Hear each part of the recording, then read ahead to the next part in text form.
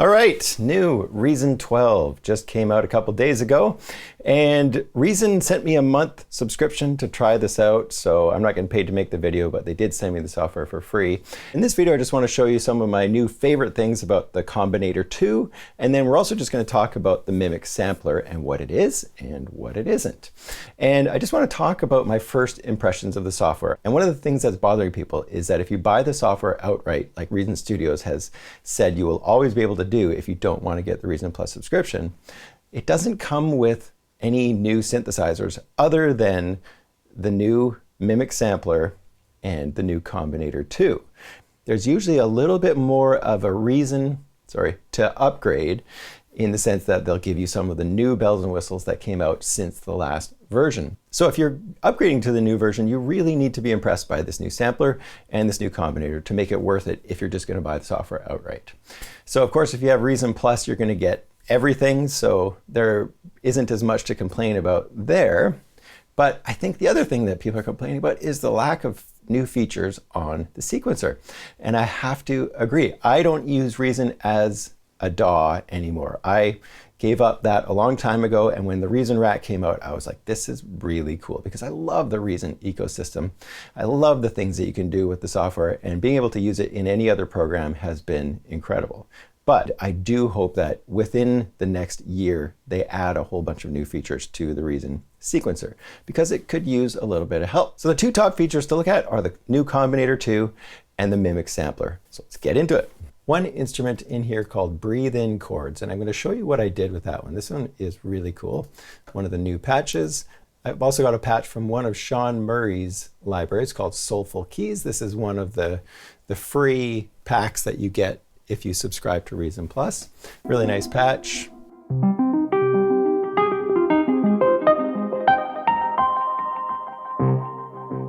I've also got some percussion combinators that are happening here.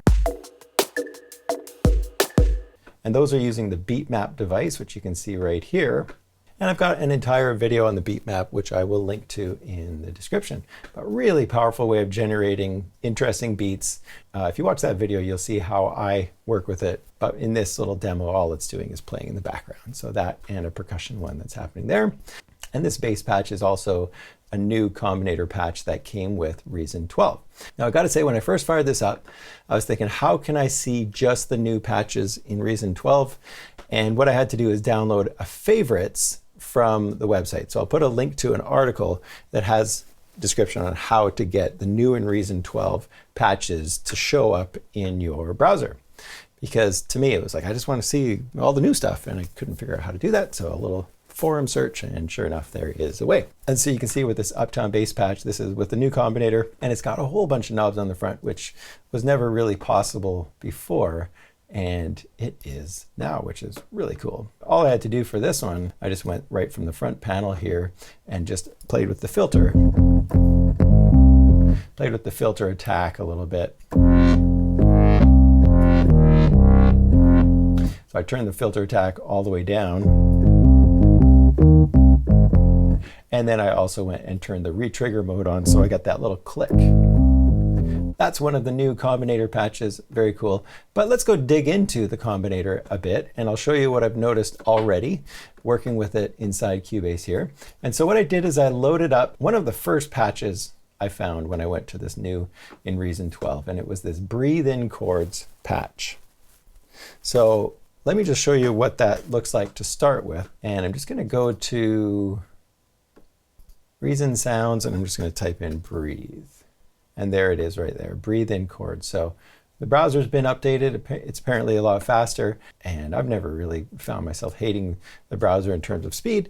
But what I really hope they work into future versions is metadata.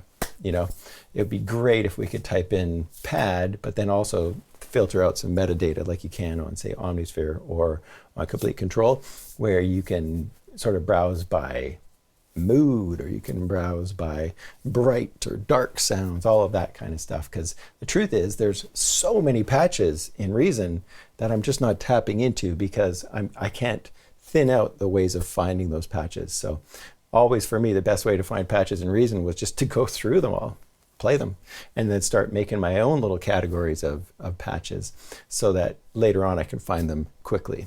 So first, let's go look at the devices that we've got in this complex patch. So you can see that we've got a Europa, and it's being manipulated by the scales and chords player, one of my favorite features of Reason. So I've got videos on this as well. I'll put that in the description. And then right up top here, we can see the controls that whoever made this patch has put on this Combinator. And you can tell already that the Combinator looks a lot different. This is the beautiful new Combinator 2. So if I click devices, I can see all the devices in my patch. And then if I click the editor, I can go through and I can start configuring knobs and sliders. But it gets better than that. In the new version of Reason, you can go and customize the Combinator interface to look however you want it to look. So if I click configure, let's have a look at some of the options that we have here. I can go and make this 3 units bigger. So it's kind of like, I can make it 4 units. So you can go all the way up to this humongous interface for the Combinator. And if you're wondering why you'd want to have that much room, and that's because we can go through and we can add new things like more knobs or sliders or buttons or whatever we want. So that's kind of one of the biggest features of this version, is that you can go and make your own interfaces. And when I first saw this, I was thinking, oh man, this is really cool, but it's just going to be a mess unless you have some kind of grid to lock these little knobs and sliders to. And as you see, as I move around, it's kind of like in Photoshop, you get this little snap thing that happens and shows you, okay, I can line these up. I could drop in a whole bunch of knobs here, and I can just line them up right underneath this little, the sliders right above. So we're getting really nice and consistent look all the way across. And you can see that these knobs are too big, so we can go in right here and we can go, let's go to a vintage small knob. Now, of course, all the rest of them are going to be much smaller. So if I go and add a whole bunch more knobs here, you can see that they're going to be the same as the last one that I just chose. So slick. I've never seen anything this easy to work with. And like I said, you can go and change the look of the knobs. There's all sorts of different versions of knobs that you can choose. You can go to faders. We can go to wheels. It's incredible. It's really cool. Let's just play around with something that occurred to me when I was working on this little song idea. Oh, there's a little guy that snuck in up there. So what I'm going to do right here is I'm going to make this a nice medium-sized vintage knob. And let's put this to about 4 units, maybe 3. There we go. And what we're going to do is we're going to assign something to this control right here. So with this patch already made, I can go in with this new Combinator and make all sorts of changes to it. One thing I love about these chords and scales is that whatever note I play right now, it's going to fix it into the key of C minor. So if I play an F sharp, it's just going to round that off to an F. And then you can get really crazy with it too. You can push up the number of notes. So now we're getting a C major 9 chord. Go to G9. Let's take off open chords. And now we've got kind of a closed voicing. Open stretches things out more. Add color. And it's going to add some extended notes, extended kind of harmonies, which is getting really complex, like really complex jazz stuff. You got the 13 in there. Love that on the 7 chord. Wow. And then we can take down the complexity. So we're talking really complex chord structures that are being created by this scales and chords player. So Again, I could go deeper into this, but I've got links for that, so I'll put that in the description. So this is what I did for this little idea, but what I wanted to do was have this, 1 to 4 or C to F, and then what I wanted to do is go to A flat. Well, I can't go to A flat because it's not in the key of C major, so then I would need to switch to the key of A flat just for a moment. And so, of course, we can do that with the Combinator, and we always could before, but things are just becoming much more easy to make your own custom controls for your Combinator patches.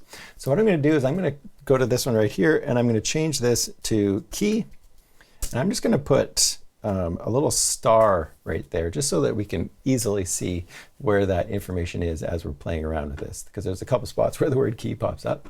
But I've got key set as a new knob. I'm going to hit exit, and then I'm going to go over to chords. I'm going to click on the chords thing, and that's just this scales and chords right here. And then I can go over and choose how this is going to be assigned to this knob right here. And right now we can see that chords is already set up. So we've got this button called chords. And if I turn that off, you can see that this chord button right here changes from on to off. So that's already been set up by whoever made this patch. And so what I'm going to do is I'm going to add a new one, and I'm going to click right there. I'm going to choose key, and there we can see key with a little star beside it. And then I'm going to go over and I'm going to say target is key. So that's why I put the star, so you can see this key, this is the one we made, this knob, and it's now being assigned to key right here. So I can go in and change the key with a knob. So now with this knob right here, I am adjusting the key parameter down here on scales and chords. Perfect. So watch what happens. I go C. Now I push this up to, if I went to an A flat right now, it's going to a G chord or a dominant chord, which isn't what I want. I want it to go to A flat. So if I just were to somehow automate this control, now I get my A flat chord. Take it back to C. So that's how we can go through and write in some automation for key changes. And then what I did is I added one more knob. So I'm back over here and go one more control, drop that in right next to it. Let's put it right here maybe. And you can see I can line it up this horizontally as well. And we're going to call this one scale. Here we go. So now I'm going to click exit, and then I make sure I'm on scales and chords over here, add another one. Oh, I didn't add the star. That's going to be confusing. Let's just put a little $sign right there. And now if we go over here, I can see scale with the $sign, and then I'm going to assign it to scale on the scales and chords right here, this control right here. And then now what I'm going to do is I'm going to say, all I want this to do is control major. There we can see the little triangle goes to major, and we've got all sorts of other scales that we could switch to if we want, Dorian, Phrygian, etc., etc. I only want major and minor, and look at that. Now I've made this control only control the major versus the minor parameter. You can see all the other scales that we could choose from here. So now watch what happens when I move this guy to the left, it's major, to the right, it's minor. And yes, you could technically do this from the old Combinator, but the ability to make these custom knobs and stuff like that is just so great. And this interface is beautiful. So they've come a really long way compared to the old Combinator. So the next thing I did is I went over to my Cubase track, which I've got right here, this one, and I've got my key and my scale. Those are my two knobs that I just created. They look a little different than the one I just showed you. And I thought, well, you know what? I'm going to assign some of the knobs on my keyboard here to some of these parameters. And so the first thing I did was I right-clicked on the filter, and I went assign to, or I added to, slot 1 right here. And what that does, this slot 1 for quick controls, is it shows up for me in Cubase over here under quick controls. And then what I did is I assigned this knob right here to slot 2, this breathe in chords, and it shows up as control 12. I wish it said key, but it doesn't. And then right click, and I chose this one for slot 3. And then what I did over in Cubase is I assigned this knob to this first quick control, this knob to the second quick control, and this knob to the third quick control. So now you can see as I turn these knobs, I am getting the scale change from major to minor. This knob right here, I'm getting the key, and then this one right here, I'm getting my filter. So now what I can do is I can automate those things in Cubase. So you can see if I turn the read on, you can see that I've got some janky looking automation that changes the chord up to an A flat once we get to that spot. Let's have a look at that. Watch the key here. See it slide up to A flat, and then at the end I automate it to go back to C. So if I wanted, say, this chord right here to be minor, now all I would have to do is go to knob number 3, make sure my right automation is on, press play. And now I just wrote in some automation to go from major to minor right there. And if I click on my controls, then I can see control 13, there's my major to minor automation. So I can see that on that chord, it's going to switch all the way up, finally up to the minor.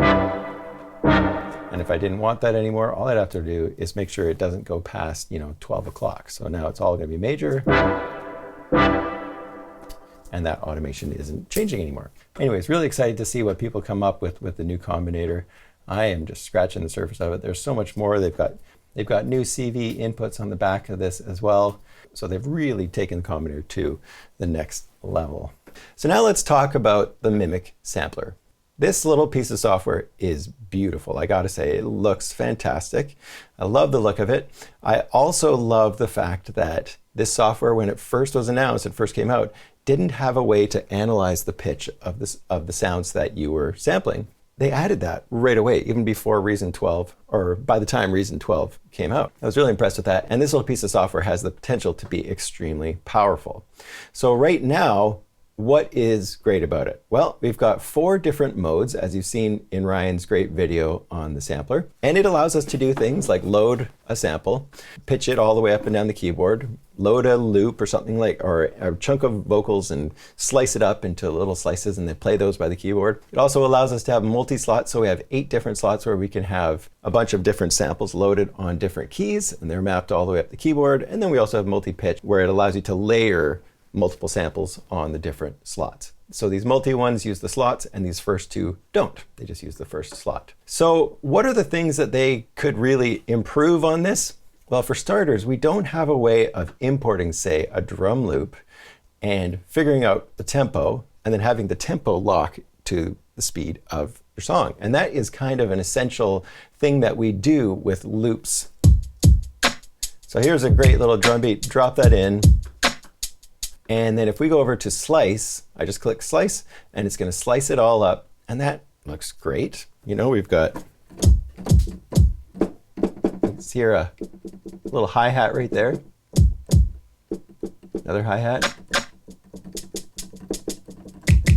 So all of these slices are great. It looks like maybe I see 1, 2, 3 little slices that probably don't need to be there. Actually, you know what? If you look at it, watch this. I can just click right here and drag down.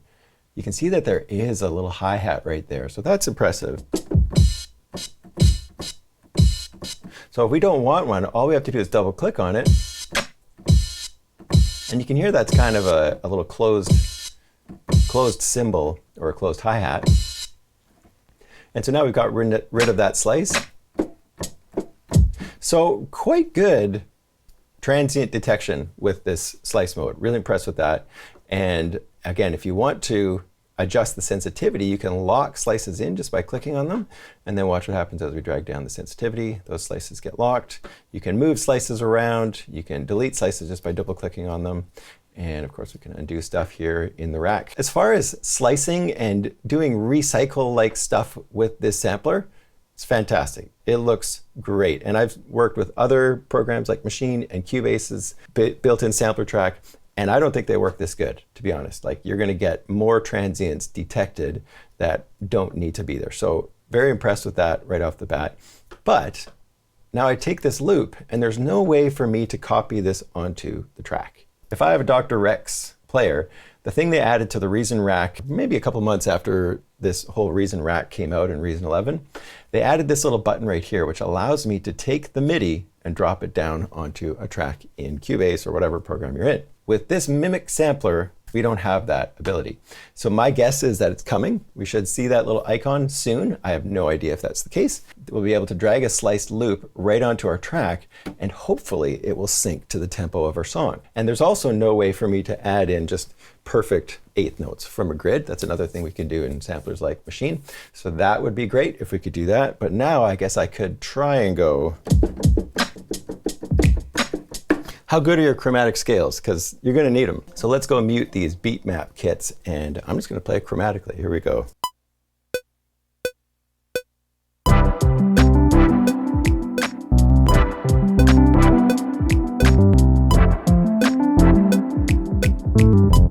You get the idea. So that's going to be the only way you can play in a drum loop from the Mimic sampler.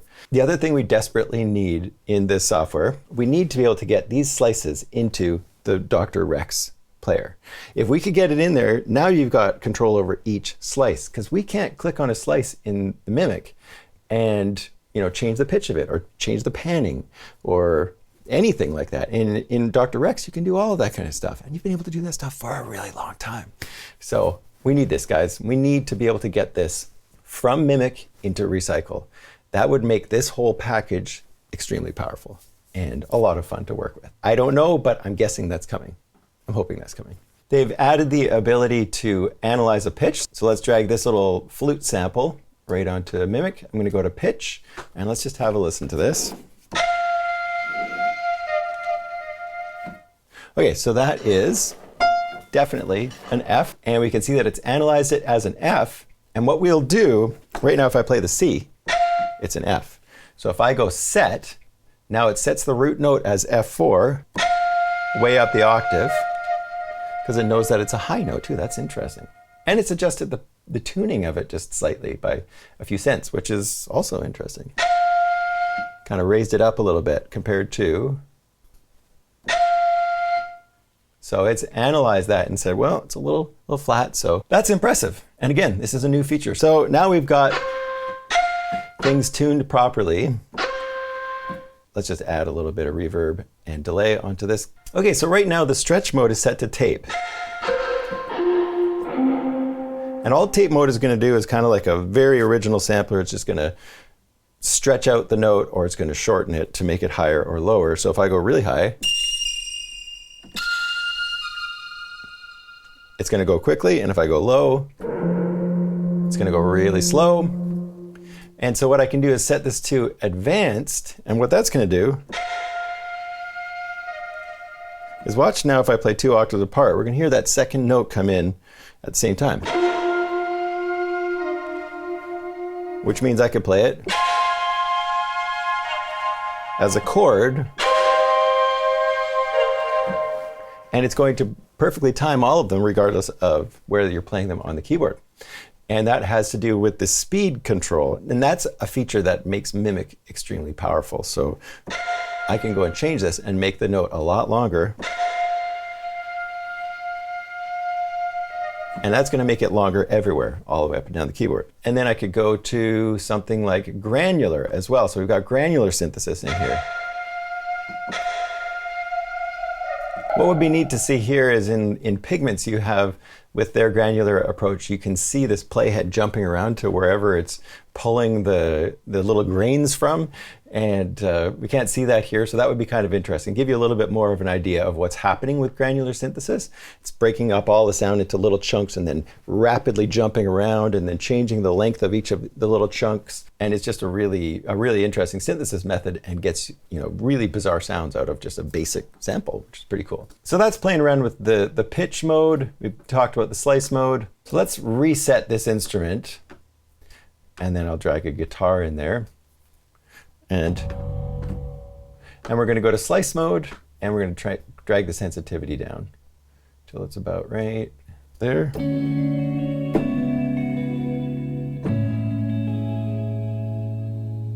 So that works, as a slicer should work. It sounds really good. But If I can't have individual control over each of these slices in the slice menu, and I can in multi-slot, what I need to be able to do is take this and just drag somehow onto these slots. So 1, 2, 3, 4, 5, 6, 7 ends up on these first 7 slots right here.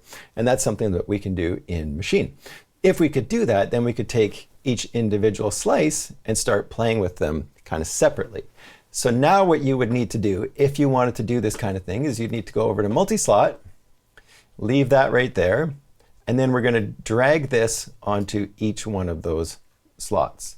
So obviously another thing that would be great is if I could just go Option and drag the slice over. You know, if I'm going to have to do this kind of work, that would be a really sweet feature. So now in multi-slot, each one of these keys is going to be triggering a different slot. So my first one starts right there. That's great. Slot 2, I want it to start right there. And watch this. If I mouse up into this little sort of ruler area, it's going to snap to the slices. So that's nice. And then now that one starts perfectly. Now I go to this one. I'm going to drag it over to snap to that one. Go to this one. And I want this one to start right here.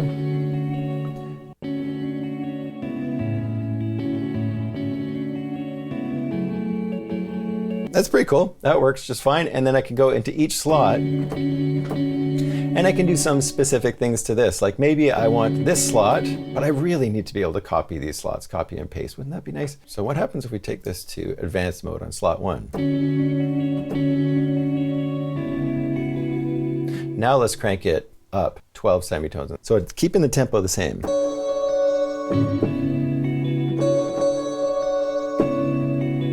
So as you can see, powerful stuff in here already. We just need that little bit more functionality to make this thing like just incredible. And I feel like it has the potential. I really do. And then if I click over on multi-pitch, here's what we could have. We could map this out along the keyboard. So my first slot right here, right now it's on advanced mode, which I think I'll keep it there. But let's set this one to this lower range. So to C1 to C2. Click right here, drag this all the way down to up to just before C2.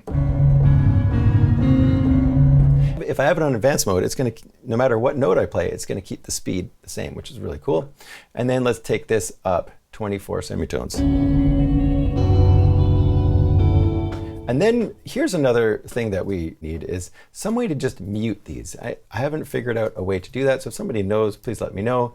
Because right now, the only thing I can think that we could do is just go to the amplitude of each of these slots, drag it down while we're working on one of the other slots in multi-pitch mode. And then I could go to slot 2 and I could have this one be a totally different note. So start right here and then, you know, end right there or whatever. So this is my second slot, and with the second slot, I can go and drag this one to right this octave right here. And then I have to turn the amplitude back up. So there we go. Here we could do other things to it. So we could go to the panning, put this one on the left, and then we could put slot 1 on the right, and do all sorts of changes to this one. So you get the idea. We can set up our whole keyboard to have different samples mapped out doing different things. But again, if we were able to just copy and paste samples over, that would make this a whole lot easier. So hopefully that functionality comes as well. So new sampler, new Combinator 2. Those are the two main reasons, other than the huge graphics update where we can zoom in. So those are the things to think about with the new version of Reason 12. Stay tuned for more videos on these devices. I want to dig into them even deeper. I love that new Combinator. It has so much potential to be just an incredible synthesizer creator for anybody. And I'm really impressed with the way that is going.